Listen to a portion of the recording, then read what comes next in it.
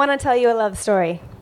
And like many love stories, it's filled with sadness and devastation and hope and transformation.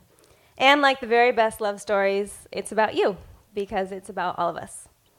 I want to share with you how domestic workers, who are mostly immigrant women of color, who clean our homes and care for our loved ones, are organizing to transform the world and Sonoma County.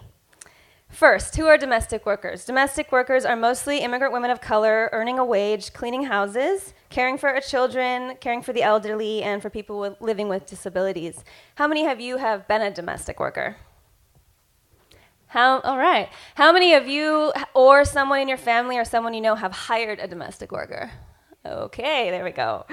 Domestic work is an industry that impacts all of us because it deals with the most essential things we care about the most: our homes, our families, and our loved ones. But the history of domestic work is a history of exclusion, exploitation, and abuse for the most part. In the 1930s, when most basic labor laws were passed in the United States, domestic workers were intentionally left out. Racist Southern lawmakers at the time were only willing to pass those laws so long as black workers weren't going to benefit. So, categorically, they excluded domestic workers and farm workers from those laws. Over 75 years later, workers in these industries are still excluded from overtime pay, meal and rest breaks, and basic workplace protections. ALMAS, the Women's Action and Solidarity Alliance of the Great Day Labor Center, is one of many domestic worker organizing groups around the country and the world who is coming together to call out these exclusions and bring domestic workers into the fold of basic labor laws.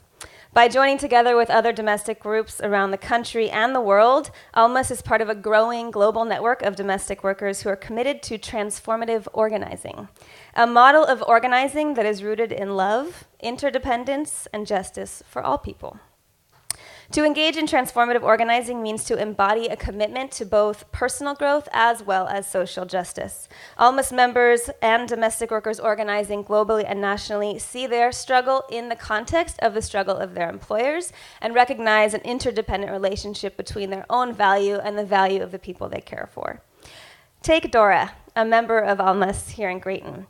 Dora came from El Salvador several years ago because she couldn't make ends meet to support her family, which had been devastated by the earthquakes in 2001. Many of you may remember. Dora landed a job in Windsor caring for an elderly disabled man who promised her a job living in his home, working 5 hours a day, where she would care for him 5 hours a day for $500 a month plus room and board. What turned out is Dora was forced to work 10 hours a day for the same wage, unable to find another job or to go to school. She ended up earning $2.50 an hour while working for him. When she was able to leave that situation, she came to the Labor Center in search of support and learned about her rights, became an extremely engaged activist and organizer, traveled to DC on numerous occasions to advocate for immigration reform, and to Sacramento countless times to call for the passage of the Domestic Worker Bill of Rights here in California.